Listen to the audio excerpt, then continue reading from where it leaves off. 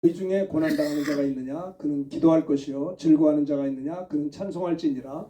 너희 중에 병든 자가 있느냐 그는 교회의 장로들을 청할 것이요 그들은 주의 이름으로 기름을 바르며 위하여 기도할지니라. 기도할지니라. 믿음의 기도는 병든 자를 구원하리니 주께서 그를 일으키시리라. 혹시 죄를 범하였을지라도 사하심을 받으리라.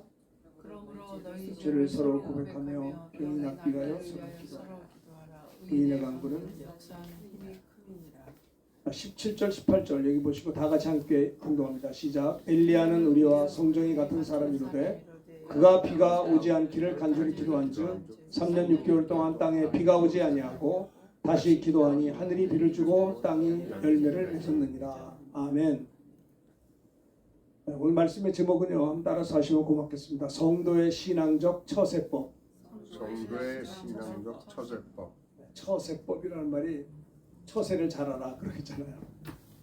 야고보서 5장 13절부터 18절의 말씀을 중심으로 성도의 신앙적 처세법에 대한 제목으로 말씀을 전하려고 합니다. 어떤 사람들이 싸움이 났어요. 그 아이들끼리 싸운 겁니다. 난리가 났어요. 그러니까 부모들이 또 이제 와서 이제 학교까지 불려가가지고 애들 싸움이 이제 어른 싸움이 되잖아요.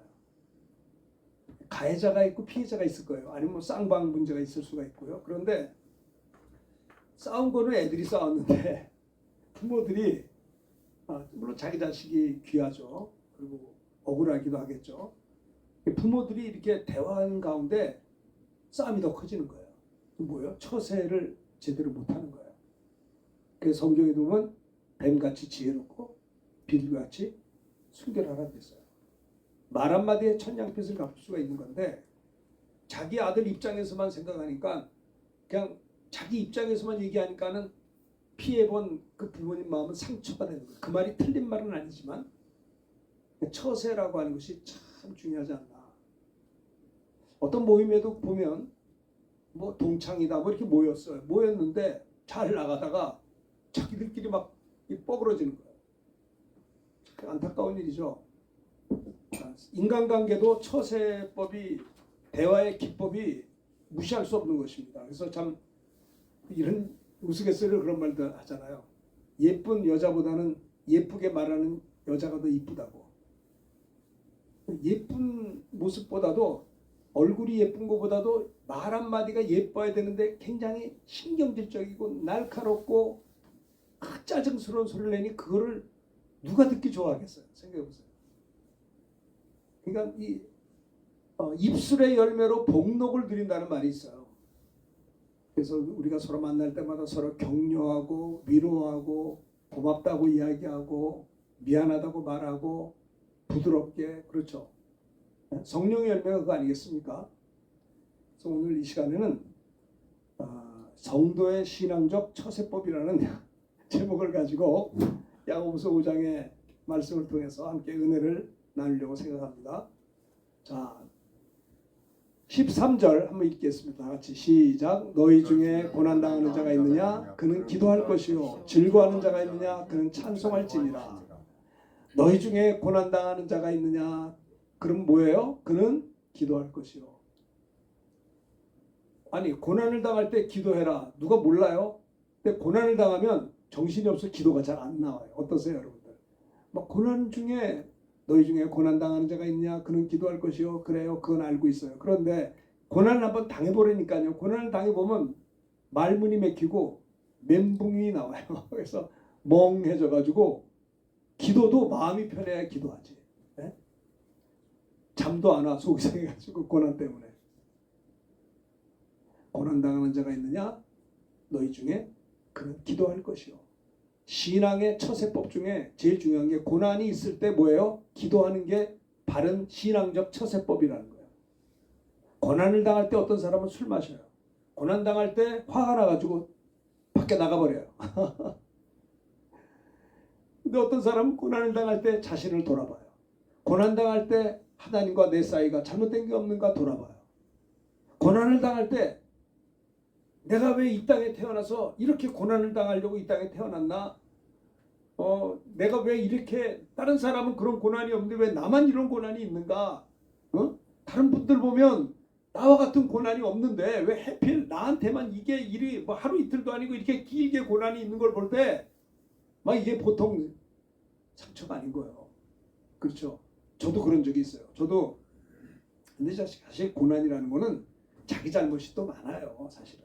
근데 저 같은 경우도 좀 부끄러운 이야기라는데 저는 어려서 욕심이 많았어요. 먹는 욕심이 많아가지고 아이고 그 어린 시절에 이렇게 막 호떡집에 가서 호떡 먹으면 이제 줄 쭉 져서 이제 먹거든요. 옛날에 학교 끝나면 호떡집에서 호떡을 먹어야 돼 내려와서 매일 가서 먹는 거죠. 매일 가서 조금씩 사 먹는 건데 배고프니까는 학교 끝나고 돌아오면 그러면 이제 호떡 아주머니가 이렇게 호떡을 해서 쭉 보면 애들이 빙글 먹는 걸 먹는데 이것을 먹으면서 옛날 얘기입니다. 저는 얼마나 욕심이 많은지 막 빨리 먹 뜨거워도 막 빨리빨리 먹는 거예요. 그러니까 우리 친구가 2개 먹을 때 나는 3개 반을 먹어. 근데 이 아주머니가 애들이 하도 많으니까 정신이 없으니까 누가 몇 개 먹는지도 몰라. 그냥 막 먹으니까. 부끄러운 얘기입니다. 옛날 얘기니까. 그래가지고 내가 5개 먹고 나도 너 몇 개 먹었어? 3개예요. 그러면 옆에는 2개 반 먹었으니까 5개 먹고 3개니까 이게 얼마나 지옥 가야 될 사람입니다. 목사들 자격이 없어요. 어린 시절 이렇게 개구지게 욕심이 많았었어요. 이제 그런 식으로 식사를 하다 보니까는 이 밥 먹고 체하기 있는 게 이게 쉽게 체하더라고요. 과식을 하니까 맛있는 거 많이 먹잖아요. 욕심이 많아가지고. 그러다가 제가 중학교 3학년 때쯤 돼서 위장병으로 고생을 많이 했어요. 중3이면 고등학교 시험 준비, 그때 고등학교 시험 봤거든요. 시험 준비를 해야 되는데 배가 아프니까 쉽지 않은 거예요. 그래도 그게 아주 많이 아프지 않아서 그냥 그런 대로 고등학교는 입학을 했어요. 근데 고등학교 들어가면서부터 그런 식의 삶을 사니까 식생활이 잘못되니까는 이게 늘 체하는 거예요. 그래서 중3, 고1, 고2, 고3 졸업하고 1년, 2년, 3년 한 7년 동안을 세상에 제가 고등학교 2학년 때쯤 되니까는 진짜 배 아파가지고 공부를 못했어요. 고등학교 2학년 때는 스트레스도 많이 받고 공부할 게 많으니까 대학에 대한 부담이 있고 그래서 참 스트레스 받는 가운데에서 제가 위장병으로 얼마나 고생했는지 몰라요. 어찌해서 졸업을 했고 또 대학도 들어갔어요. 그리고 나중에 신학대학을 또 들어갔어요. 예, 일반 대학 입학한 걸 이제 부름 받아가지고 신학대학 들어가서 이제 제가 신학생이 됐습니다. 그리고 한 2년 3년 지나면서 전도사가 됐어요. 전도사가 됐는데도 맨날 체했어요. 그래서 나는 답답한 게 여러분 위장병 환자라고 하는 게 위장병을 안 걸려봐서 그렇지 위장병 환자가 얼마나 불쌍한 줄 아세요?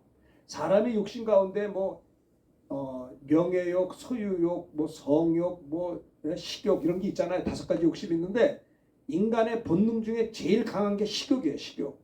식욕이 인간의 제일 큰 본능이에요. 근데 위장병 환자들의 특징은 맛있는 게 많아도 많이 먹으면 안 돼. 체하니까. 그러니까 맛있는 게 많아도 부담스러워. 저 많이 먹으면 분명히 체하는데. 체하거든요. 위가 약하니까. 그리고 또 스트레스 한번 받으면 또 체해요.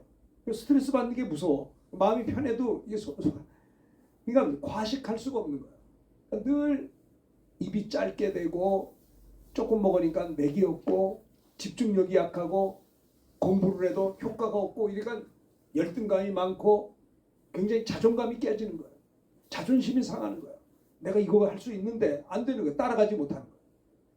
그렇게 제가 한 7년 동안을 위장병으로 고생을 많이 해서 고난을 당하면서 그랬어요. 아니 내 주변 사람들은 위장병 환자 하나도 없는데 왜 나만 아파?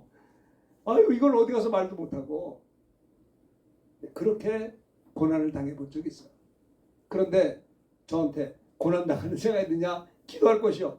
배가 안 아파도 기도가 안 되는데 배 아프면 기도가 돼. 배 아프면 기도 하나도 안 돼요. 진짜 아파서 쩔쩔매는데 빨리 가서 약 먹을 생각하지 이 기도가 되지 않는 거예요. 야고보 사도는 너희 중에 고난당한 자가 있느냐? 그는 기도할 것이요. 그랬어요. 그러니까 제가 기도를 제대로 못하니까 1980년 2월 달에 신학대학 2학년에서 3학년 올라갈 때 제가 교육전사에 있었거든요. 3학년 때인가? 저 79년도에 제가 교육전사를 했었는데 그때 친구가 저희 집을 방문했어요. 제가 어디 그 대방동 전철 있는 옆에 전철 아파트라는 게 처음 생겼어요. 옛날에 70년대. 우리가 기아집 살다가 야 아파트다 그래가지고 아파트 이사 갔는데 그 전철 아파트에서 제가 신학대학을 다녔거든요. 그 전철이 붙어 있어요. 이게 대방 전철 옆에 아파트가 있어요. 그런데 거기 사는데 제 친구가 금호동 사는 친구 전도사가 저희 같은 클래스메이트 신학대학생이 저희 집을 찾아온 거예요. 그 친구가 저에게 찾아와서 딴 얘기는 안 해요. 왜 왔어? 그랬더니 전화도 안 하고 와. 그냥 왔다는 거예요. 그래서 들어와 차 한잔 하자 하는데 그때 그 친구하고 같이 기도하다가 제가 위장병을 고침받았어요. 아침 먹이 취했었는데 분명히 이제 그때 약을 먹으려고 했는데 친구가 저를 붙잡고 기도하다가 그때 내가 기도가 안 돼요. 밥 먹고 취했으니까 암만 붙잡고 기도해도 저도 아니 안 아플 땐 기도가 되는데 지금 밥 먹고 취해서 힘들고 고통하고 있는데 기도가 되겠어요? 고난당하는 자가 있느냐 저는 기도할 것이요. 기도가 안 된다니까요. 근데 기도하라 그랬잖아요. 근데 내가 기도가 안 되니까 친구가 저를 붙잡고 기도해 주었어요. 중요한 형제 여기 보내니까 이런 친구가 있어야 되는 거예요. 네? 이게 축복이라고 저는 생각해요. 만남이 축복입니다. 그 친구 전사님이 저에게 찾아와서 저를 기도도 제대로 못하고 배 아파서 쩔쩔매는 저를 붙잡고 기도해 주다가 기도가 터졌어요. 한 10분 동안 기도를 못했어요. 배가 아파서. 아주 그만 좀 하지 이제. 아니, 배 아픈데 무슨 자꾸 이렇게 기도를 길게 해.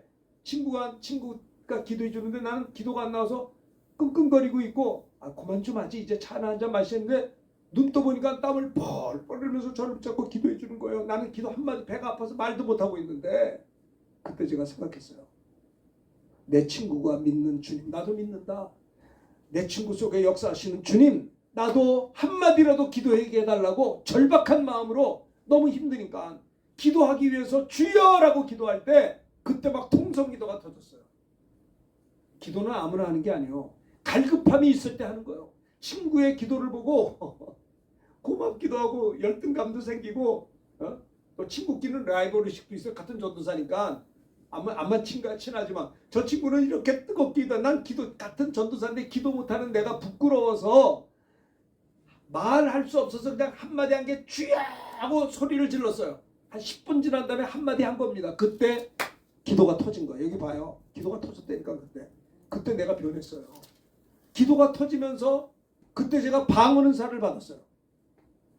방언을 받았대. 난 방언을 할 줄도 몰랐어요. 근데 같은 전도사에 기도받고 방언이 터지고 함께 그 친구하고 방언으로 한 20분 정도 기도하고 눈을 떴는데 안 아픈 거예요. 하나도 안 아픈 거예요. 이럴 수가 있나. 내가 7년 동안 아픈 밴데 하나님이 살아계시더라고요. 기도는 응답이 있는 거예요. 겁이 많은 내가 겁이 없어졌어요. 역경이 와 유혹이 올려면 와 난 기도할 수 있어. 기도 응답의 확신을 가지니까 늘 귀로만 들었던 하나님을 체험하게 된 거예요. 나는 생각했어요. 권사님 보세요. 왜 나만 이렇게 아프지? 왜 나만 이렇게 바보같이 살지? 신학교 와서도 능력도 없고 기도도 제대로 못하고 맨날 아파하고 하고 싶은데 안 되는 걸 어떻게 해요? 근데 그 친구 전사님이 나를 도와주는 바람에 난 여러분들 이거 보세요. 형제가 왜 신앙이 주변에 친구가 없는 거야. 믿음이 좋은 친구가 있어야 되는 거예요. 고넬료가 복받은 거는 하나님이 베드로를 만나게 해준 거거든요. 베드로가 와서 고넬료에게 복음을 전할 때 말씀 듣는 자들에게 성령이 내려오심으로 말미암아 방언을 말하고 하나님을 높이며 성령 충만을 받게 되었어요. 고난이 없는 사람이 어디 있겠습니까? 어떤 형태로든지 불행함이 있고 왜 나는 이렇지? 다른 가정은 안 그런데 왜 나는 이래? 다른 데는 남편이 아내가 저렇다는데 왜 난 이렇지? 다른 사람은 다 멀쩡하게 예수 안 믿어도 건강한데 왜 난 아파? 다 누구든지 형태만 다르지 고난이 없는 사람이 없어요. 왜 그럴까요? 에덴 동산에서 우리가 쫓겨나서 그래요. 아담과 하와가 선악과를 먹어서 에덴에서 쫓겨나와가지고 사람은 죄인이 돼서 죄를 가지고 살아. 마귀가 돌아다니면서 삼킬 자를 찾아. 이 땅에 말입니다. 그래서 살인이 있고 시기질투가 있고 전쟁이 있고 천재지변이 있고 저주가 있고 말입니다. 남자들은 인생고가 있어요. 여자는 산고가 있어요. 왜요? 에덴에서 추방당한 죄를 진 결과입니다. 그래서 죄가 들어와서 질병도 들어온 겁니다. 우리가 에덴에서 있었더라면 이런 게 없죠. 이 땅은 기대할 필요가 없어요. 그러려니 해야 돼요. 무슨 사랑이 식어지고 하나님 사랑하는 것보다 쾌락을 더 사랑하고 부모를 거역하고 무정하고 원통함을 풀지 않고, 이게 뭔지 아세요?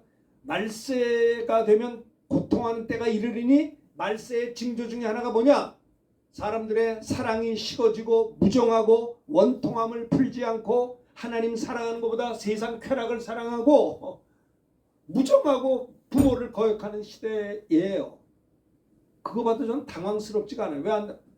그래야 주님 재림하시니까. 주님이 재림할 때 이런 일이 있겠다고 그랬거든요. 그러려니 하는 거예요. 배교하는 자가 있습니다. 예수 잘 믿는 장로님 가정 후손에도 예수 안 믿는다니까요. 종교의 자유가 있는데 뭔 소리를 합니까? 있다고 소리 나요. 참.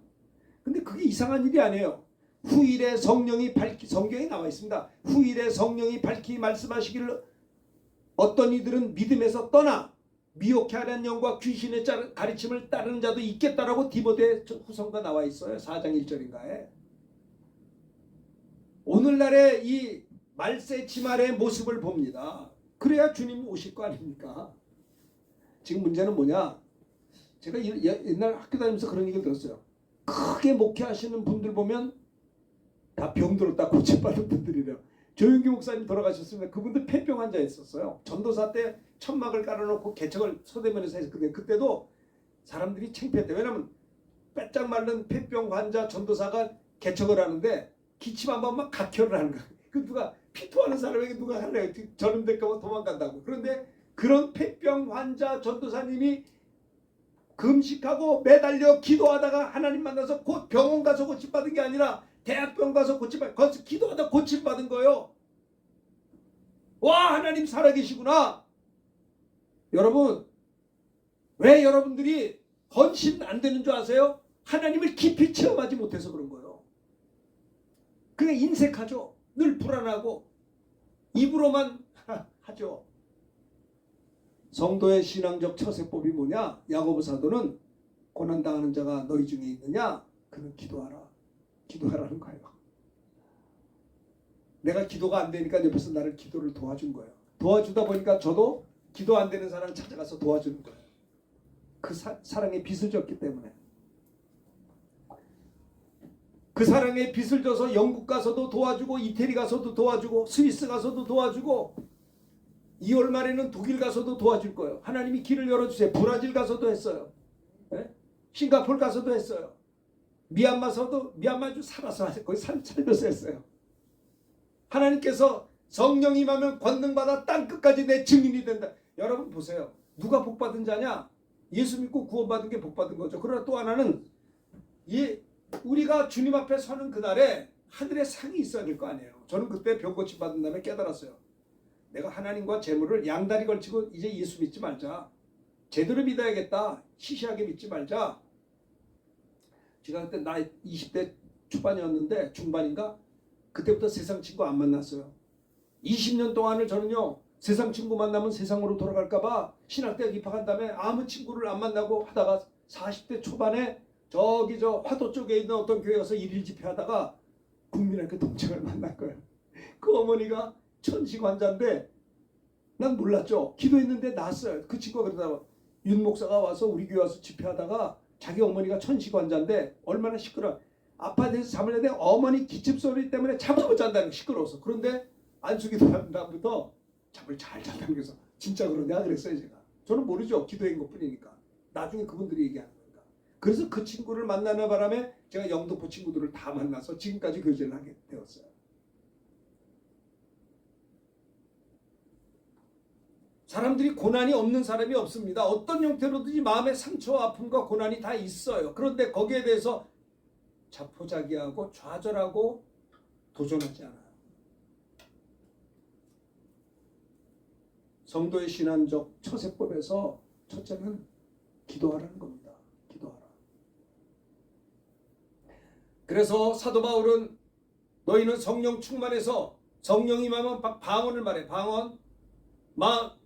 바울이 말합니다. 고린도전서에 보면 마음으로 기도하고 영으로 기도하며 마음으로 찬양하며 영으로 찬양하리라. 내가 마음으로 기도합니다. 우리나라 말로 기도하다가 다 미처 기도하지 못한 걸 내 영의 비밀로 하나님께 직구하는 게 방언이에요.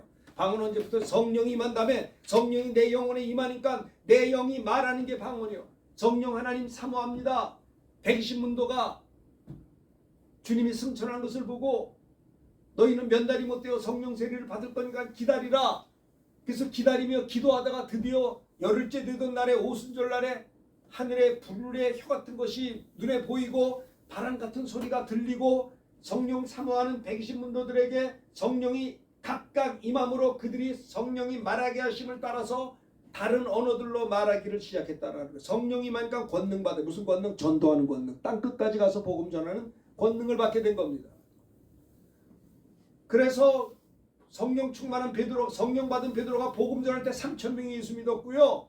그리고 사도행전 3장에 보면 태어날 때부터 한 번도 걷지 못한 불쌍한 사람이 있었는데 구걸하고 있었는데 기도하러 들어가는 그 베드로와 요한을 향해서 뭔가 돈을 얻을까 손을 벌기니까 우리를 보라. 내게는 은과 금은 없지만 내게 예수의 이름이 있다. 예수의 이름 명으로 일어나 걸으라 할 때 그가 발과 발목의 힘으로 걸어가는 거예요. 이 친구가 얼마나 기가 막혔겠어요. 한 번도 걸어본 적이 없는데 예수의 이름으로 걸을지어다. 걸었다니까요. 하나님께 영광 돌렸어요. 그러니까 많은 사람들이 몰려들었어요. 그러니까 베드로가 말합니다. 이 사람들아, 우리의 능력과 경건으로 이 사람을 일으킨 것처럼 왜 우리를 주목하느냐. 너희가 십자가에 못 박아 죽인 예수를 하나님이 살리셨고 그 부활하신 예수의 이름으로 이 사람이 온전하게 걷게 되었다라고 예수를 증거할 때 사도행전 4장 4절에 보면 5,000명이 솔로몬 행각에 모여있던 5,000명이 예수 믿었다니까요. 왜 전도의 열매가 없냐? 능력이 없어요. 하나님의 나라가 말이 있지 않고 능력이 있는 겁니다. 오늘 저는 집에서 교회 오면서 설교하러 오면서 생각했어요. 왜 하나님께서 쓰신 귀한 종들은 다 폐병 환자였지? 그러니까 농담으로 목사님들 그래요. 야, 우리도 폐병 한번 걸려야 목회 잘하는 거 아니냐? 우스갯소리를 말하지만 여러분 그거는요 그냥 우스운 얘기가 아닙니다.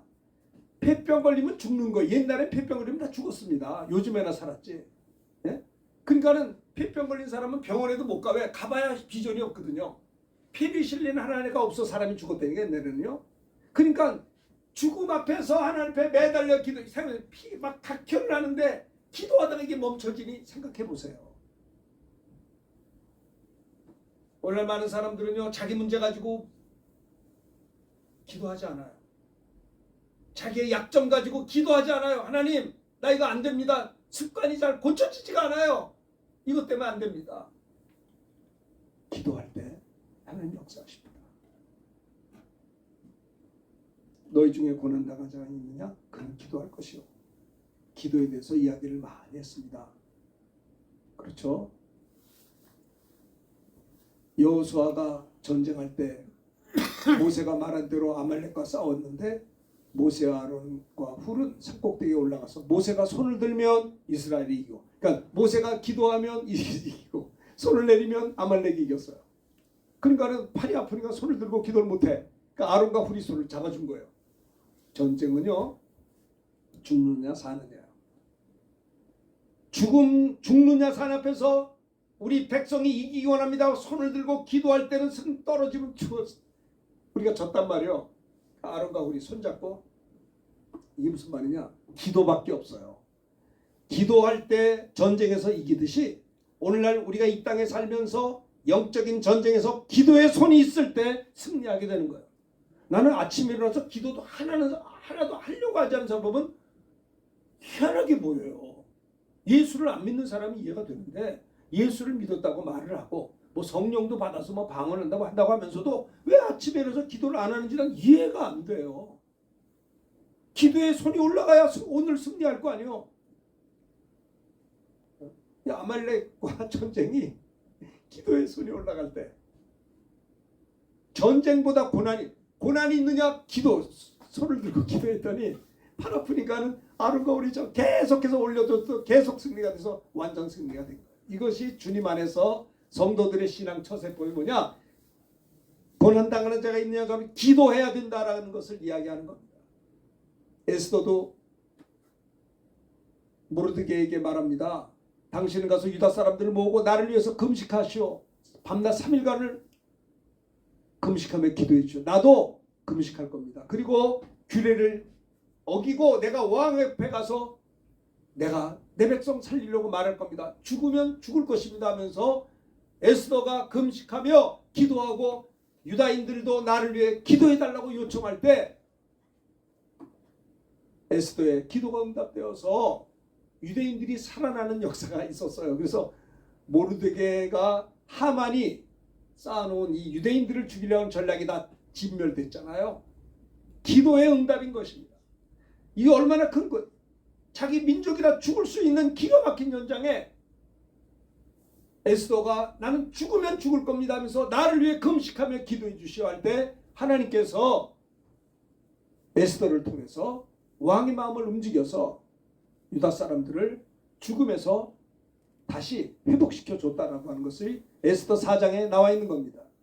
히스기야가 병들어 죽었습니다. 그가 통곡하며 기도합니다. 하나님이여 나를 보시옵소서. 열왕기하 20장에 보면요, 히스기야가 얼굴을 벽을 향하여 여호와께 기도합니다. 여호와여 구하오니 내가 진실과 전심으로 주 앞에 행한 것을 행하며 주께서 보시기에 선한 것 행한 것을 기억 좀 해주세요 하면서 히스기야가 통곡하며 기도할 때 하나님께서 열왕기하 20장 5절에 보면 내가 너를 낫게 하리니 내가 내 기도를 들었고 내 눈물을 보았노라. 내가 3일 만에 여호와의 성전에 올라가겠고 6절에 보면 이런 말씀이 있어요.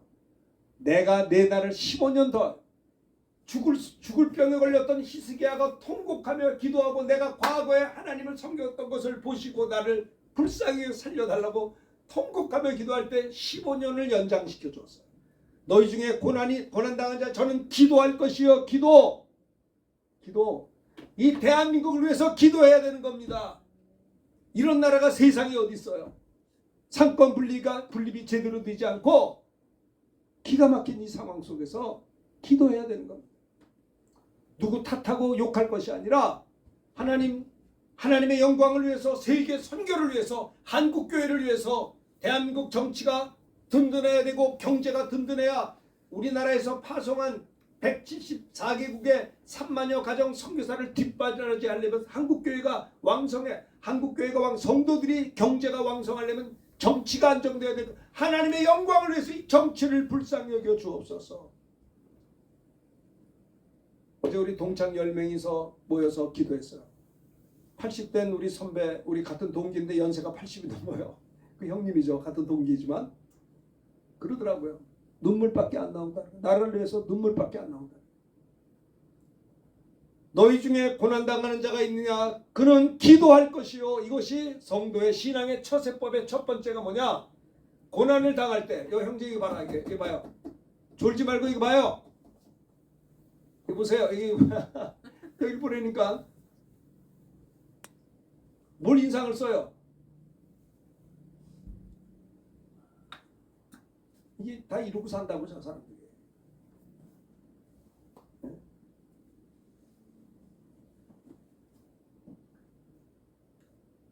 욥도 죽을 병에 걸렸고 재산을 다 잃어버리고 10남매가 죽었어요. 10남매. 이 말이 되는 거예요. 한두 명도 아니고 10명의 자식이 다 죽어버렸어. 그 많던 재산 다 잃어버렸어. 살고 싶겠어요? 근데 욥은 어땠어요? 일어나 겉옷을 찢고 머리털을 밀고 땅에 엎드려 예배했어. 예배. 오늘 보면요, 이 시험 든 사람 교회도 안 나와. 삐져가지고. 아니 욥보다 시험 든 사람이 있으면 나와보시오. 욥은요 10명의 아들 딸들이 다 죽었어요. 그리고 재산 다 잃어버려서 그 많던 재산들 도적대가 와서 몸에는 악창이 일어났어요. 그런데 땅에 엎드려 예배했어요. 기도했다 이 말이에요. 그래서 욥기 42장에 보면 갑절의 축복을 받았어요.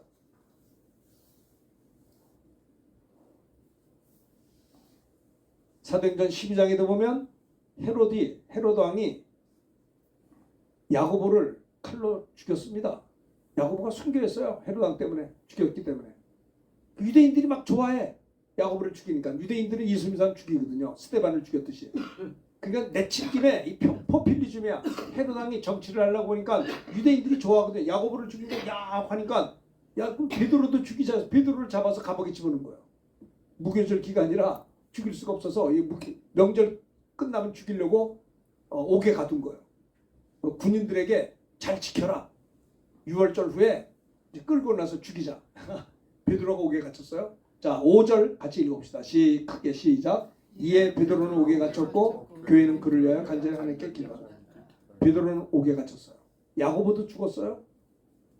교회 지도자들이. 베드로도 옥에 갇혔지. 6월절 지나면 끌어 죽일 거예요. 근데 교회는 그를 위해서 간절히 하나님께 기도했다라는 겁니다. 기도. 고난당하는 자가 있느냐 저는 기도할 것이요 라고 하는 겁니다.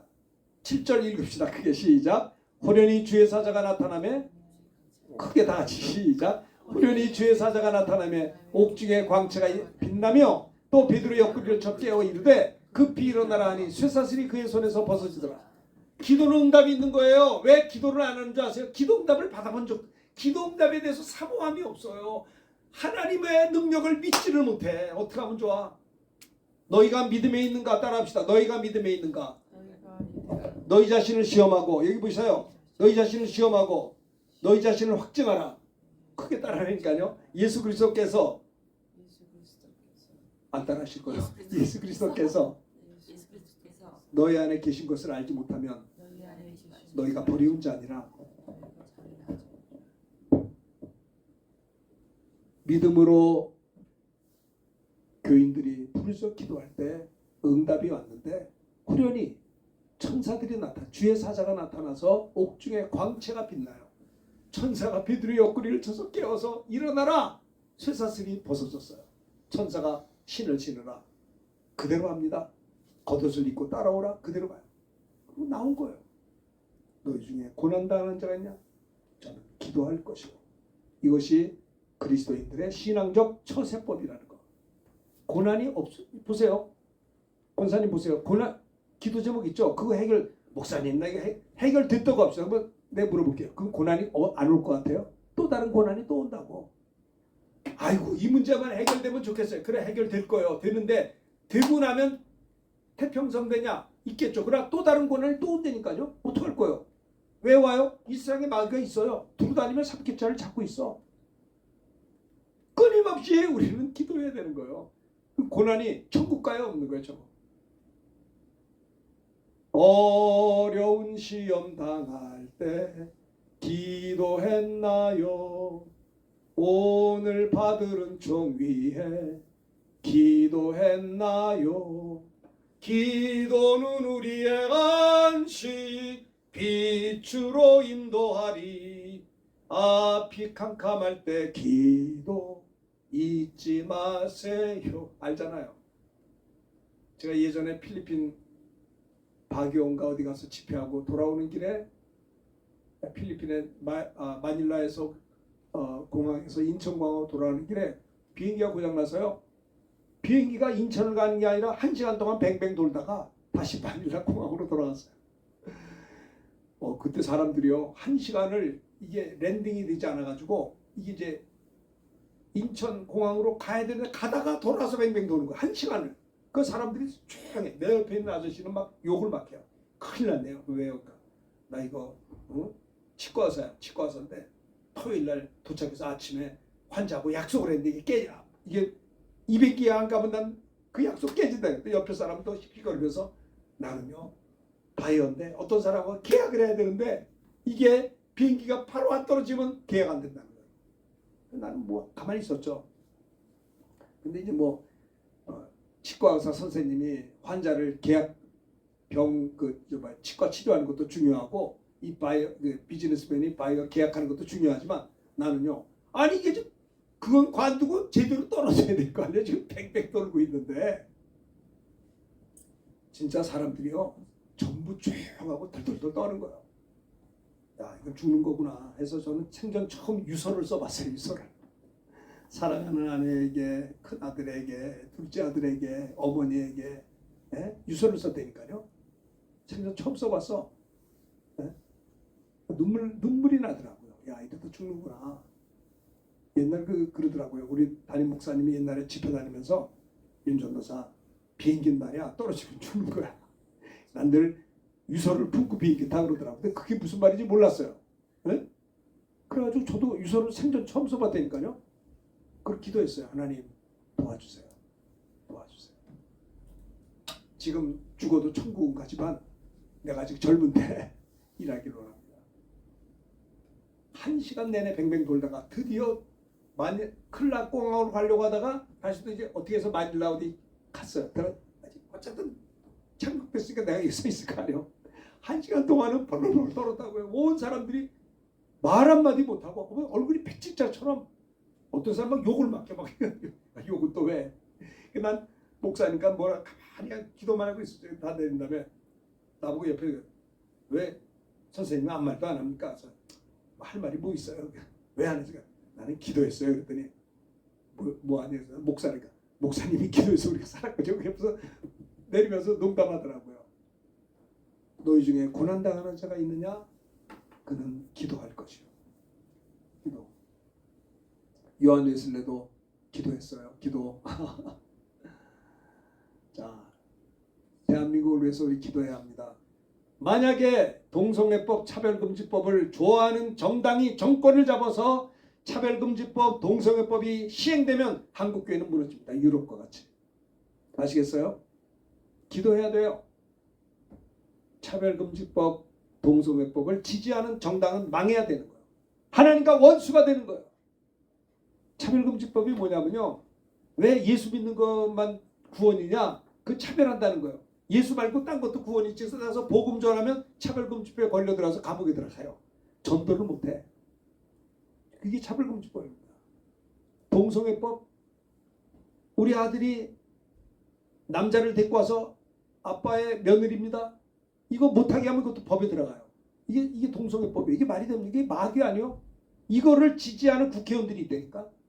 내가 누구라고 말은 안 해. 그 사람들이 정권 잡으면 난리가 날 거야 앞으로. 난 그게 무서워서 기도하고 있어요. 한국교회 살아야 세계 선교해야 될 거 아니야. 그래 주님 재림하실 거 아닙니까? 네? 우리 동기 목사님 80 넘은 양반이 나보고 윤 목사님 그냥 울었어. 그냥 할 말 못하고 하나 병원 그래. 우리나라 살려달라고. 우리 동기들이 10명이 모여서 밥 먹었다니까요. 나라 위해서 만나서.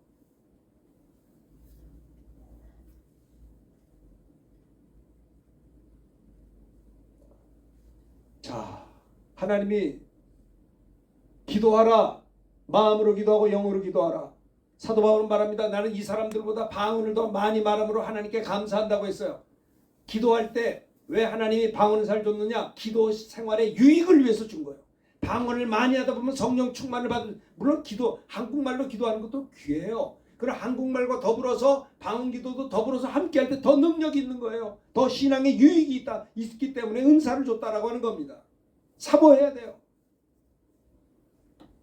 능력 있는 목사님들의 공통점은 방언 은사를 많이, 방언 기도를 많이 하시더라고요. 저도 방언 은사를 받았지만 방언을 많이 못해요. 많이 하려고 애쓰는데 잘 안 돼요. 그냥 하려고 해야 되는 거예요. 왜요? 기도 응답이 있으니까. 은사를 준 목적이 뭐냐? 성도님들의 신앙의 유익을 위해서 줬다라고 하는 겁니다.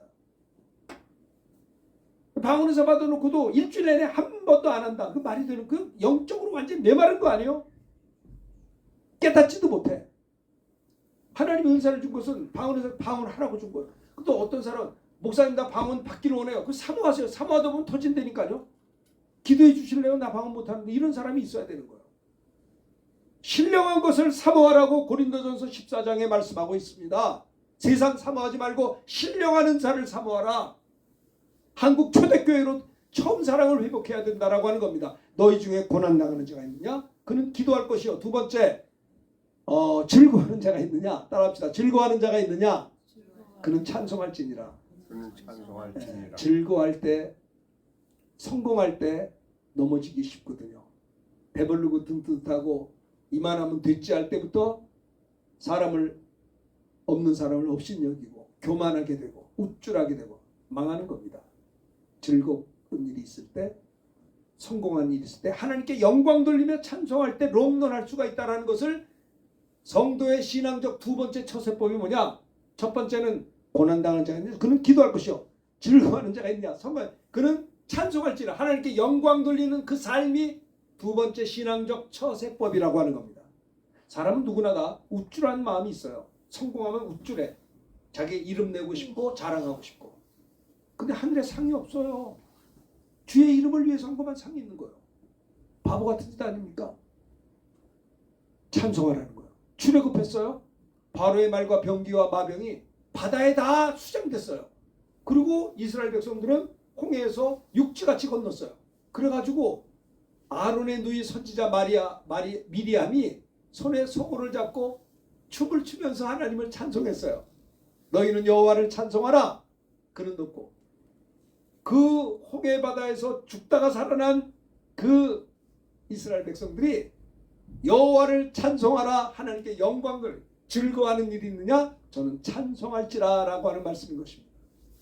그것이 성도의 신앙적 두 번째 처세법이다라고 하는 겁니다. 즐거운 일에는 뭐요? 하나님께 영광 돌려. 돈을 많이 버니까 아주 얼마나 막 쓰는지 몰라. 에? 하나님이 잠깐 맡겨준 거를 두렵고 떨림으로 써야죠. 그렇죠? 뭐 이 정도는 먹어야 된다고. 헌금 낼 때 보면 지지리도 안 내면서 그냥 쓰는 거는 얼마나 잡수는지 몰라. 그런 사람도 있어요. 여러분은 아니겠지만. 내가 잘 됐을 때 하나님께 영광을 돌려야지. 하나님이 준 것을 내 마음대로 쓰서는 안 된다는 거예요. 그러니까 교회도 재정이 없을 땐 겸손한데 재정이 많을 땐 교만하기 쉬워요.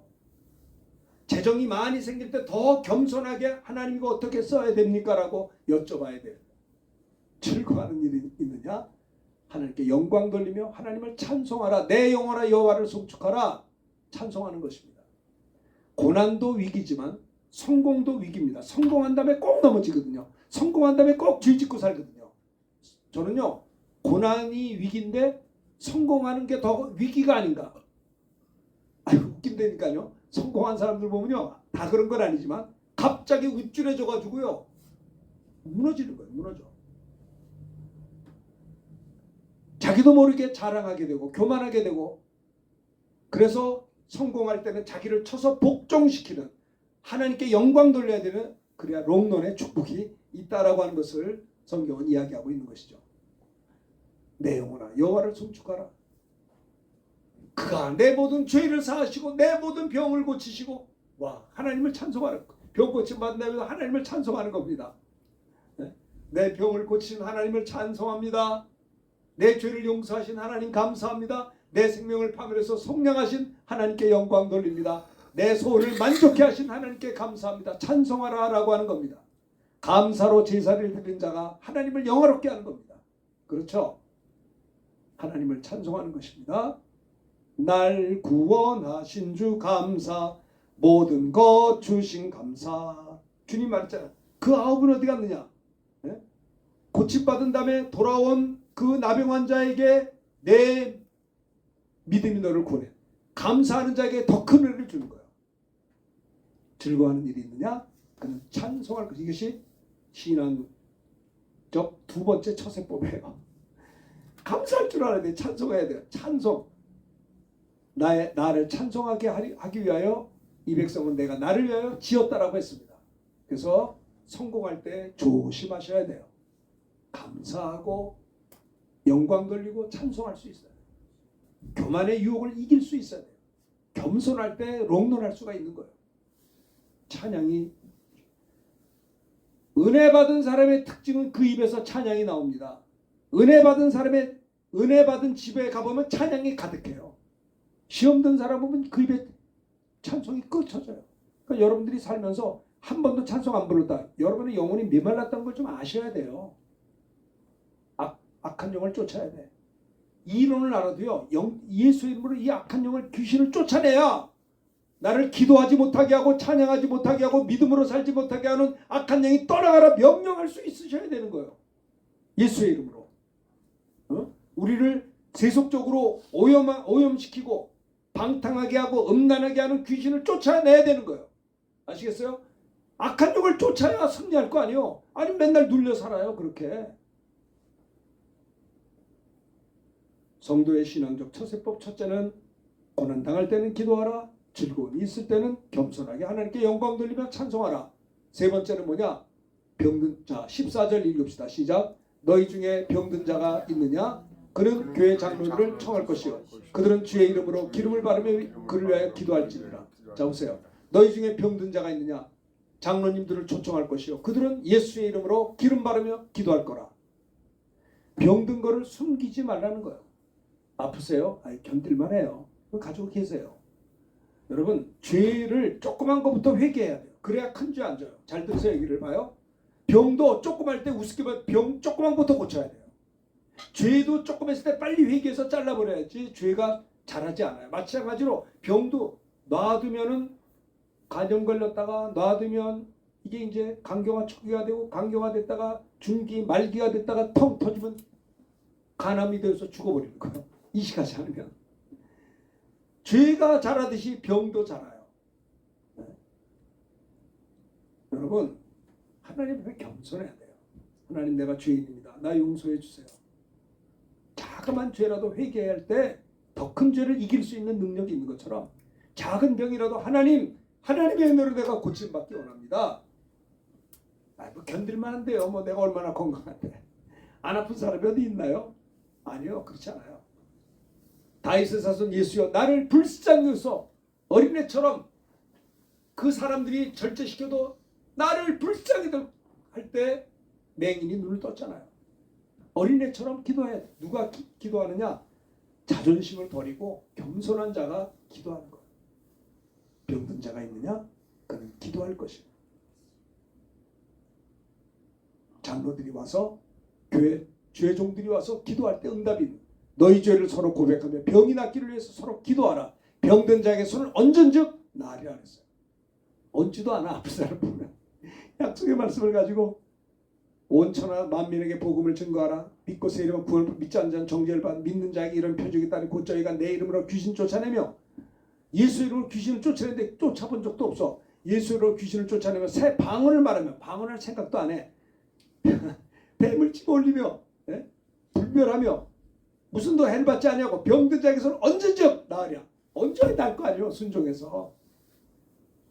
예수님은 3년 동안 회당에서 말씀 가르치시고요. 두 번째 복음 전하셨고요. 세 번째 백성 중의 모든 병과 모든 약것을 고치신 세 가지 사역. 말씀 사역, 전도 사역, 치유 사역. 이것이 예수님의 공생 이간의 사역이었고 제자들에게도 너희는 가서 천국에 갖고 왔다 전파하고 그거 끝나는 게 아니에요. 병자 고치고 죽은 자 살면 나병아지 깨끗하고 귀인 추천해대 거저받았으니 거저주라. 12제자에게 파송했어요.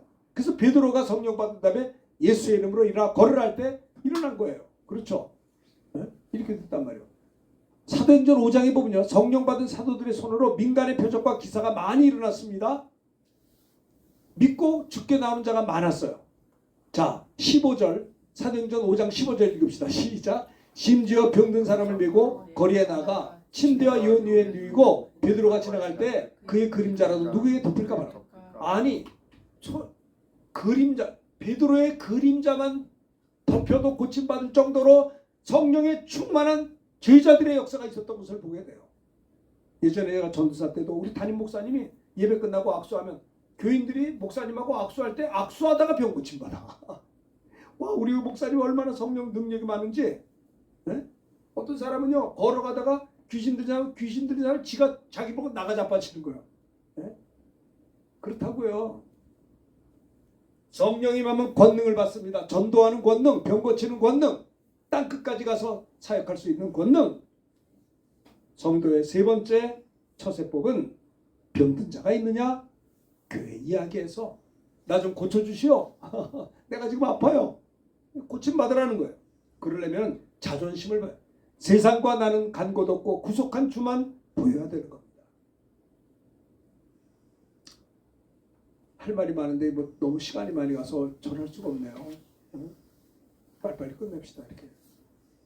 연약한 자, 병든 자는 교회와 함께 기도하고 숨지 말고 겸손히 어린아이처럼 나와서 기도를 요청해서 우리가 병든 자가 있으면 우리 교회인들이 함께 모여서 기도해서 고침받아야 되는 거예요. 옛날 제가 신학대학 다닐 때도 우리 친구들 중에 아픈 사람이 있어서 다 같이 모여서 기도해서 막 같이 기도해서 고침받고 그런 적이 많았어요. 너희 중에 병든 자가 있느냐? 저는 교회 장로들을 청할 것이요 목사님들을 초청할 것이요 믿음의 사람들을 초청하라. 그들은 예수의 이름으로 기름 바르며 성령 충만함으로 그를 위해서 기도할지니라. 그렇게 말씀하고 있는 것입니다. 이런 세 가지 성도의 신앙적 처세법에 대해서 생각했습니다. 교회 안에서 성도들의 삶을 이렇게 살라고 권면한 야고보의 권면이에요. 고난당하는 자는 뭐예요? 기도하라. 그리고 즐거워하는 자는 찬송하라. 병든 자는 주의 종들을 초청해서 함께 기도해서 고침받으라. 이것이 신앙적 처세법, 꼭 기억할 수 있게 되기를 바라겠습니다. 이 말씀 들은 걸 생각하면서 마음속에 근심 있는 사람 주의 365장 함께 찬양하겠습니다. 말씀 들은 것 기억